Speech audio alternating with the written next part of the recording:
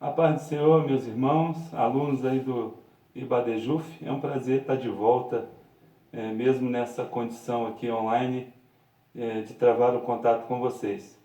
Bom, esse primeiro vídeo, ele é curto e tem o objetivo só de uma introdução, uma vez que a ideia aqui é apresentar a matéria para vocês. Então, eu sou o pastor Ezequiel Araújo Andrade, eu congrego ali na Assembleia de Deus, de Juiz de Fora, Ministério Missões, né, pastor presidente, pastor Samuel, e estou nessa condição aí de professor do IBADEJUF, que é o nosso Instituto Bíblico da Assembleia de Deus aqui de Juiz de Fora, sob a coordenação do pastor Kleber, que além de terceiro vice-presidente, também é o coordenador do curso. E eu, nesse momento, sou o pastor que estou de professor da matéria Teologia Sistemática 1 e 2. Inclusive a matéria de Teologia Sistemática aí, a 2, já prevista para terminar dia 13 de abril, se Deus quiser. Devido aí ao vírus da Covid-19, estamos utilizando essa tecnologia para chegar até você. Deus possa nos abençoar e que juntos a gente possa cumprir tudo aquilo que o Senhor tem no seu coração. Então, dando continuidade, nós estamos estudando aqui nessa Teologia Sistemática 2, a doutrina da salvação, também conhecida por soterologia. Não é? E para isso, quando a gente vai falar sobre salvação, primeiro a gente precisa entender, mas salvar de quê? De que eu preciso ser salvo? Então nós precisamos entender que depois que o pecado entrou no mundo, nós necessitamos de sermos salvos do mundo, do pecado e também da perdição eterna.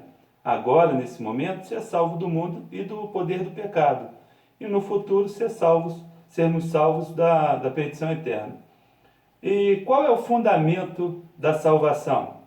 Alguém pode falar, olha, o fundamento da salvação, para eu poder ser salvo, para eu poder melhorar, eu posso fazer boas obras. Então alguém pode levar aí, fazendo boas obras a gente vai atingir a salvação. Outras pessoas a gente podem pensar que é através dos méritos que cada pessoa acumula ao longo da vida. Mas a gente sabe que nós precisamos usar a palavra de Deus, a Bíblia Sagrada, para responder essa pergunta. E é isso que nós vamos fazer. O que a Bíblia tem a dizer a respeito disso? Além da Bíblia, eu gostaria de incentivar vocês. Nós temos um livro um pouco antigo, mas muito bom, que é Conhecendo as Doutrinas da Bíblia, do pastor Meyer Pillman. É muito bom, eu indico, se você puder, conhece alguém que tem, As Grandes Doutrinas da Bíblia, do pastor Raimundo de Oliveira, onde ele vai batendo doutrina por doutrina. E eu gosto sempre também de dizer que é importante que nós tenhamos alguns dicionários. Eu tenho aqui o dicionário Bookland, né, que é um dicionário bíblico universal, que eu indico, e também esse que ele é um pouco antigo, mas é o John Davis, que é da Casa Publicadora Batista, muito bom também o dicionário. E assim a gente vai aprendendo. O que a Bíblia tem a dizer? Antes de eu falar sobre a importância da salvação, eu preciso entender qual tipo de estrago que o pecado causou na gente, causou no homem, né? E por que esse pecado, causando esse estrago, a dimensão desse estrago, por que a salvação é tão necessária? Quando o homem peca, né, todos nós conhecemos a história, desobedece ali no Jardim do Éden, há uma separação do homem com Deus. E a partir desse momento, o ser humano ele passa a não ter condições de sozinho ele alcançar a vida eterna. O homem, como a Bíblia diz em Efésios 2, 1 e 2, ele está morto para os delitos e pecados. Não há um justo sequer, diz Romanos 3, 10, 11, nenhum sequer. Não há quem entenda ou não há quem busque a Deus. Ou seja, depois que o pecado entra no homem, há uma necessidade de que o homem precisa de algum resgate, de alguém para ajudar ele nessa questão de tornar a salvação, tornar a Deus. Nós temos, e comentamos numa das aulas nossas, o mito do bom homem, trazido pelo contratualista, né, o Jean-Jacques Rousseau, que lá no século XVIII, ele escreve sobre o contratualismo e ele acha que o homem tem sempre um lado bom. Nós sabemos que quando o pecado entra no homem, infelizmente, as nossas ações passam a ser ações temerosas. O fato de o ser humano ser pecador também não significa que ele também não possa fazer coisas boas, né? Quantas vezes a gente conhece algumas pessoas e a gente fala, pô, essa pessoa é tão bacana, tão boazinha, só falta aceitar Jesus como Salvador. Ou seja, a pessoa pode ter boas obras, fazer coisas boas e não ser salvo, não ter aceitado Jesus como Salvador. Isso não quer dizer que ela vai ser salva, porque nós sabemos que para sermos salvos, nós precisamos aceitar a Jesus. Essa pessoa, mesmo por ser bondosa, ela é incapaz de obter a sua própria salvação. Em 1ª carta aos Coríntios, no capítulo 2, no verso 14, deixa bem claro que aquele que não tem Jesus, ele não aceita as coisas do Espírito de Deus, porque eles são loucura, e não pode entendê-las porque elas se discernem espiritualmente. Então não tem como a gente tentar ficar forçando. Somente o Espírito Santo de Deus é que é capaz de convencer esta pessoa.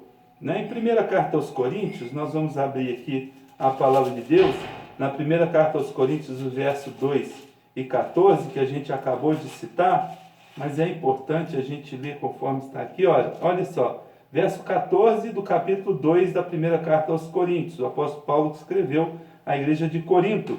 Está escrito assim, versículo 14, ora, o homem natural não compreende as coisas do Espírito de Deus, pois lhe parecem loucura e não pode entendê-las porque elas se discernem espiritualmente.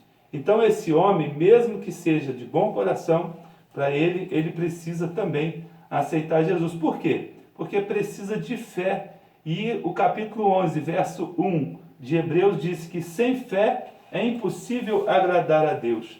Aí eu te pergunto, nós poderíamos fazer aqui uma explicação, porque as pessoas quando leem Tiago, nós vamos aqui na carta do apóstolo Paulo a Tiago, no capítulo 2, o verso 14 e o 14 em diante, ele fala assim, meus irmãos, que proveito há se alguém disser que tem fé e não tiver obra? Pode essa fé salvá-lo? Então a impressão que dá é que as pessoas têm que fazer a obra para ser salvo, e na realidade não.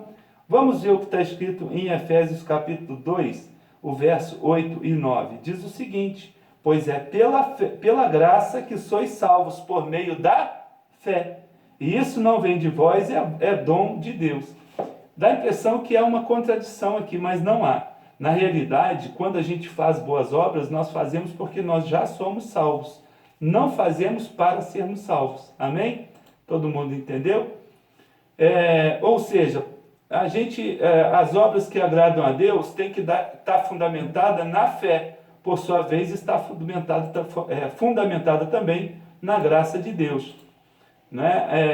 Para que a pessoa entenda as realidades espirituais, ela precisa ser capacitada pelo Espírito. Vamos ler o que está escrito no Evangelho segundo escreveu São João, o capítulo 16 e o verso 8.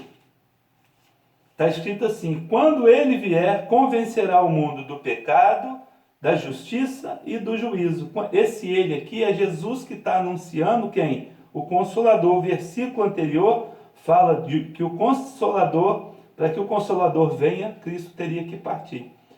Então aqui a gente está falando sobre a importância da salvação, fizemos uma introdução e no próximo vídeo, que vai ser a segunda parte, a gente continua conversando, agora falando sobre a salvação imerecida, falando um pouco da graça de Deus que nos proporciona a salvação. Que Deus abençoe e vamos dar um intervalo para que o vídeo não fique muito longo nem cansativo e daqui a pouco a gente volta na segunda parte. Deus abençoe.